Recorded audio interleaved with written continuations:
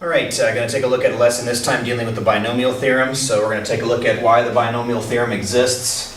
We're going to explain how to produce the terms. Then we're going to look at producing the coefficients, and then finally we'll finish up with an example. It'll kind of be examples all the way through. Why it exists is fairly simple. Anytime you have a binomial to a power, meaning something like x plus y to the fifth, turns out there's a pretty significant pattern that takes place. And I want to look at two examples, work those all the way out to kind of show you where it's coming from, and then begin to realize even if this were the 15th, it's something that you can produce very quickly. So that's the reason for doing this. Binomials happen a lot in a lot of situations, and so this is something worth looking at. So if I had x plus y to the second, that technically means x plus y times x plus y, which would then produce x squared plus xy plus xy plus y squared, which would then produce x squared plus 2xy plus y squared. And so that's how that would turn out. Then I want to take a look at x plus y to the third, which is x plus y times x plus y times x plus y. Doing the first two, I already know the answer to that, so I'm actually going to leave the first one. X plus y times x squared plus 2xy plus y squared.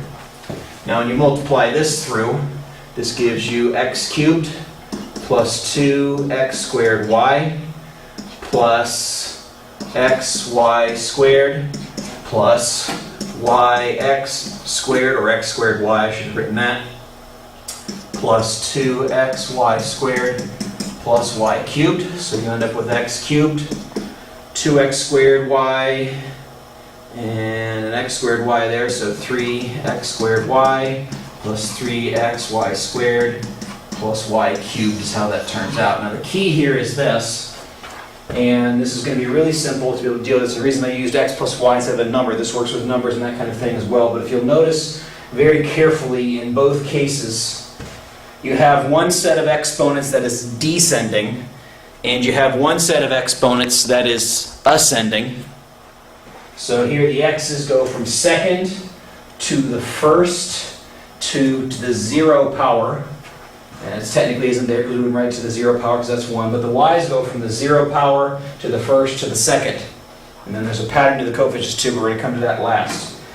Here, the x's descending power. It was to the third to begin with, 3, 2, 1, 0. And the y's go in the opposite direction of the second number, 0, 1, 2, 3. So that's an important piece on why the binomial theorem exists. And so we can take that into consideration and do things that are really simple. Producing the terms is a piece of cake. If I have x plus y to the, say, 11th, now, may never actually have to do one that big, but I just want to kind of exaggerate this for a second. This is a piece of cake. X will look like this. X to the 11th, x to the 10th, x to the 9th, x to the 8th, x to the 7th, x to the 6th, and I would need to keep on going. X to the 5th, x to the 4th, x to the 3rd, x to the 2nd, x, and then there'd be one where it was x to the 0, so that'd be 1. The y's, on the other hand, do the exactly opposite thing. Y to the 0, which is nothing, y squared, y cubed, y to the 4th, y to the 5th, y to the 6th, y to the 7th, y to the 8th, y to the 9th, y to the 10th, y to the 11th. Okay? Before I go to the coefficients, I want to show you a couple interesting things just to keep in mind and a way to check yourself that you're right. All the exponents add up to my original exponent. 11 plus 0 is 11. 10 plus 1 is 11. 9 plus 2 is 11. 8 plus 3 is 11. 7 plus 4 is 11. 6 plus 5 is 11, and all the way back that works. So that's an interesting thing that takes place. In addition to that pattern, these would all be pluses this time. You have to be careful with your signs, and we'll hit one with a sign problem in a bit, but these would all be adding them together. What we're missing is the coefficients of the numbers that would be in place. I want to point out one more thing here. This was to the 11th. there are 1, 2, 3, 4, 5, 6, 7, 8, 9, 10, 11, 12 terms. There's always one more term than the power that you had. Let me go back and show you that again real quick. Second power had 3 terms. Third power's final solution had 4 terms. Okay? Now, the pattern to the coefficients is calculated in 2 different ways. I'm going to calculate the way that's easiest and quickest to produce, and then we'll kind of play around with the other one as well here in just a second. But the first one is called Pascal's triangle.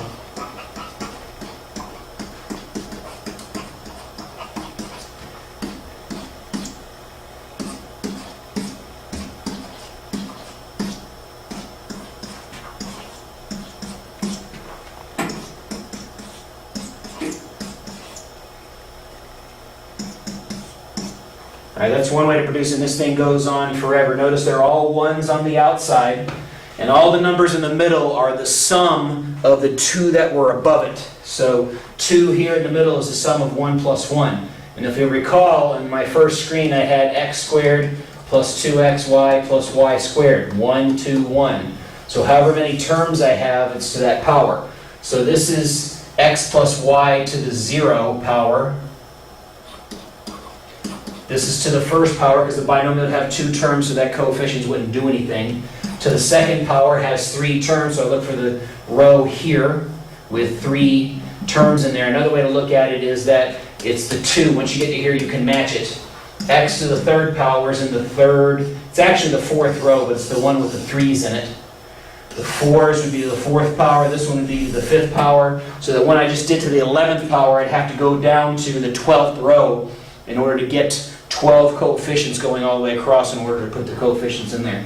There's a second way to do it, which is a thing called a combination, which you may or may not have studied.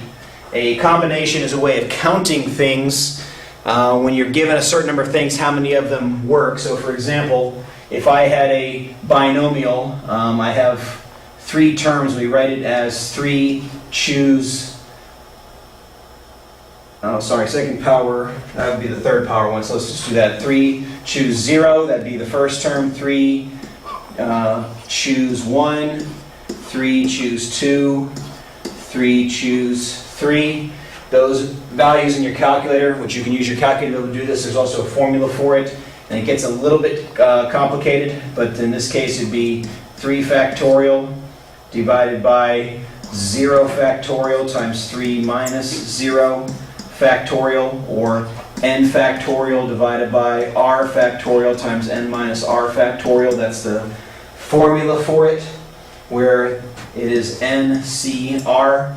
A lot of students have a hard time, if they've never seen this before, picking it up. It's another way you can calculate. So if you've seen it before, this is a way to do the triangle without having to write out everything that's there. You can actually go through and say, I've got a 7-degree polynomial, so this would be 7 choose 0, 7 choose 1, 7 choose 2, etc., etc., in order to figure out what your coefficients are. And your calculator does have a button for being able to do that, just so you're aware. And you'll need to ask your teacher about where that would be. So I finish up with an example. I threw a couple things in here that I haven't really discussed so far in the video. First thing is I threw in a number so you can see what to do with a coefficient, and it could be in both places. I also threw in a negative so you can see to do that. We're going to do this to the 7th power. Now, 3 patterns I have to worry about. The first numbers pattern, the second numbers pattern, and the pattern of the coefficients. Well, the first numbers pattern is descending order. So this is 2x to the 7th, 2x to the 6th, 2x, by the way I should be in parentheses, 2x to the 5th, 2x to the 4th, 2x to the 3rd, 2x squared, 2x to the 1st, and then 2x to the 0, which would disappear. Then my y's. Now, when there's a negative number in there, it needs to go with the variable. You can't leave it in there as a subtract and not worry about it, because then everything will turn out positive. The negative belongs with the y. So this is negative y to the 0, the opposite of y to the 1st, the opposite of y to the 2nd, the opposite of y to the 3rd, the opposite of y to the 4th, the opposite of y to the 5th, and the opposite of y to the 6th, and then the opposite of y to the 7th. And that takes care of all my variables. Yes, there's a lot of simplifying that needs to go on there, but that beats the heck out of multiplying all these out. This 7 times, this goes a whole lot faster than that situation. All right, next thing I need to do is I need to plop in my coefficients. So I need to get down to the 7th row. So let's cheat a little bit, go back here. We had 1, 5, 10, 10, 5, 1. 1, 5, 10, 10, 5, 1. All right, so my next row would be 1, 6, 15, 20, 15, 6, 1. 1, 7, 21. This is the row I need. 35, 35, 21, 7, 1. 1, 2, 3, 4, 5, 6, 7, 8. And that's how many terms that I have. So now I plug it in there. The 1 here doesn't matter. This gets a coefficient of 7. This gets a coefficient of 21. This gets a coefficient of 35, and I'm out of space. That's the reason I'm writing up there, because I'll write the final answer down here. This also gets 35, 21, 7, and 1. Now all I have to do is multiply and do all the stuff that I need to do there in order to figure out the values. So I may need a calculator to help me finish this thing out. So let's put this thing over here on top of Pascal's triangle. The first one, 2x to the 7th, 2 to the 5th, 35, I think that's 128 if I did the math in my head right. X to the 7th, that's my first term. My next term is going to be 2 to the 6th.